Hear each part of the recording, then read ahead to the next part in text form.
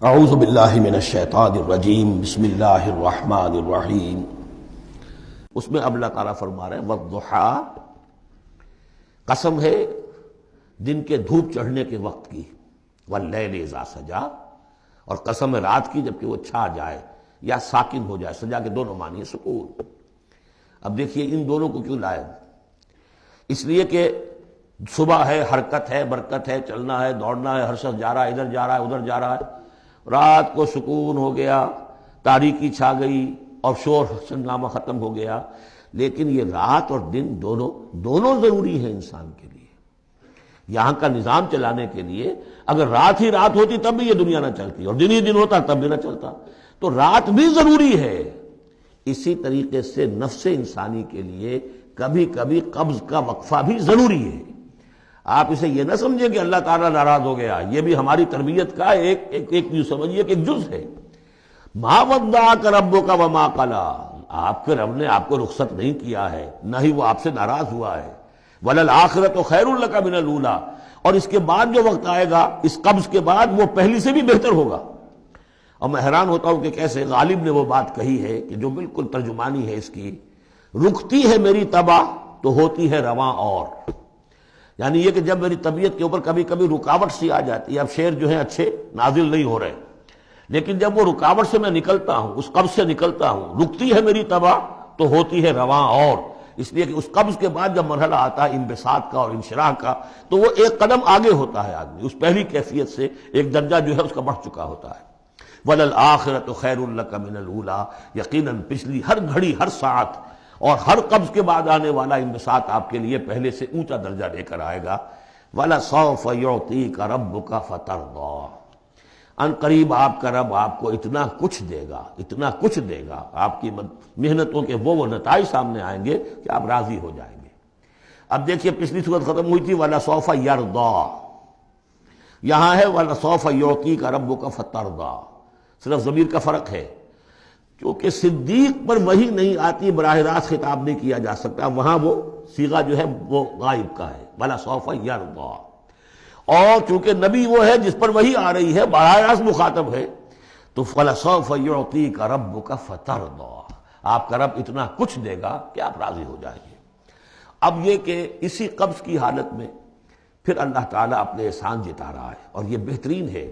کبھی طبیعت پر ڈپریشن ہو اس طرح کی اور قبض کی کیفیت ہو تو آدمی یاد کرے کس کس مرحلے پر اللہ نے میری دستگیری فرمائی، کن کن مراحل پر اللہ تعالیٰ نے مجھے مشکلات سے نکالا، اس سے وہ حوصلہ بڑھتا ہے۔ اور اس کو بھی سمجھیے کہ اسی انداز میں الم یجد کا یتیما فآویٰ، یہ سیرت النبی کے بڑے اہم حصے ہیں جو اس میں آ گئے ہیں۔ آپ کی پیدائش یتیمی میں، پوسٹیومس چائلڈ، باپ تو پہلے ہی فوت ہو چکا ہے، 6 سال کی عمر میں والدہ گئی، 8 سال کی عمر میں دادا گئے، اور وہ یعنی جو آپ نے دیکھا ہے ابتدائی زمانہ زندگی کا تو وہ یتیمی کا۔ الم یجد کا یتیما فآویٰ، کیا اس نے اے محمد آپ کو نہ پایا کہ آپ یتیم تھے، پھر پناہ دی، آپ کے لیے بندوبست کیا، دادا کے دل میں جو شفقت ڈالی، پھر آپ کے تایا زبیر کے دل میں جو شفقت ڈالی۔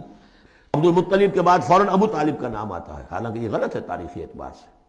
عبد المطلب کے بعد کافی عرصے تک زبیر جو آپ کے تایا تھے وہ سرپرست تھے، پھر ان کے انتقال کے بعد ابو طالب کا معاملہ آیا، لیکن ان کو بیچ میں سے غائب کر دیا گیا ہے۔ بہرحال اللہ تعالیٰ جو بھی کسی کے دل میں ڈالتا ہے، آخر ابو طالب کے دل میں محبت ڈالی تو کس نے ڈالی؟ وہ ہم پڑھ چکے ہیں سورہ طٰہٰ میں، وَأَلْقَيْتُ عَلَيْكَ مَحَبَّةً مِّنِّي، حضرت موسیٰ علیہ السلام کی موہنی صورت کے اوپر اللہ تعالیٰ فرماتے ہیں ہم نے اپنی محبت کا پرتو ڈال دیا کہ تمہیں دیکھنے کے بعد وہ قتل کرنے کے ارادے سے باز رہ گئے، ان کے ہاتھ چھل ہو گئے، ایسی موہنی صورت، اسے قتل کر لیں۔ وَأَلْقَيْتُ عَلَيْكَ مَحَبَّةً مِّنِّي وَلِتُصْنَعَ عَلَىٰ عَيْنِي، یہ ہوا ہے۔ تو فرمایا الم یجد کا یتیما فآویٰ ووجدک ضالا فہدیٰ، اور پھر جب آپ شعور کی پختگی کو پہنچے اور غور و فکر کا مرحلہ آیا، حقائق میں انسان کو سوچ بچار کا مرحلہ آیا، اور آپ کو دیکھا کہ آپ تلاش حقیقت میں سرگرداں ہیں، تو ہدایت دی۔ وہ آگے آ جائے گا، بہت قریب پہنچ گئے ہم، اقرأ بسم ربک الذی خلق، وہ مرحلہ جب آئے گا۔ وَوَجَدَكَ عَائِلًا فَأَغْنَىٰ، اور پایا آپ کو تنگ دست تو غنی کر دیا۔ کس طرح سے راستہ پیدا کیا ہے۔ خدیجہ الکبریٰ رضی اللہ تعالی عنہا نے جو بھی ان کے آپ کے محاسن دیکھے کتنی گرویدہ ہوئی ہیں۔ بڑے بڑے سردار قریش کے جو ہے ان سے نکاح کے خواہش مند تھے، انہوں نے خود جو ہے اپنی لونی کے ذریعے سے پیغام دیا ہے حضور کو۔ تو یہ ساری چیزیں جو ہے ان کی ساری دولت جو ہے وہ پوری کی پوری انہوں نے لا کر حضور کے قدموں میں ڈال دی ہے۔ وَوَجَدَكَ عَائِلًا فَأَغْنَىٰ فَأَمَّا الْيَتِيمَ فَلَا تَقْهَرْ۔ تو اے نبی تقاضے ان تینوں چیزوں کے کیا ہیں؟ ہم نے آپ کو یتیم پایا، پناہ دی، اب آپ بھی یتیم کی سرپرستی کیجئے، کسی یتیم کو اس کے اوپر کوئی جبر نہ ہو، سختی نہ ہو۔ وَأَمَّا السَّائِلَ فَلَا تَنْهَرْ۔ اور آپ جب کہ تلاش حقیقت میں سرگرداں تھے تو ہم نے آپ کو ہدایت دی، اسی طریقے سے اب آپ کو بھی کوئی شخص سائل بن کر آپ کے پاس آئے، سوال کرے، اسے جھڑکنا نہیں ہے۔ اسے جو بھی سائل دونوں طرح کے ہوتے، سوال کرنے والا کوئی علمی سوال اور سوال کرنے والا کوئی مالی مدد کے لیے۔ وَأَمَّا بِنِعْمَةِ رَبِّكَ فَحَدِّثْ۔ اور جو ہدایت تمہیں دی ہے ہم نے، اب اسے عام کرو، یہ نعمت ہے، آپ کے رب کا انعام ہے، یہ ہدایت جو آپ کو عطا ہوئی ہے اس کو بیان کرو۔ اس کے بیان کرنے میں یہ بھی ہے کہ اللہ کے انعامات کا چرچہ انسان کرے اس کا شکر ادا کرنے کے لیے، اور یہ بھی ہے کہ اس کو پھیلائے اور عام کرے، دوسروں تک پہنچائے، ورنہ وہ بخل ہو جائے گا کہ وہ دولت جو ہے ہدایت کی اس کو آدمی صرف اپنی ذات تک محدود رکھے اور اس کا جو خیر ہے وہ دوسروں تک نہ پہنچائے۔ صدق اللہ العظیم۔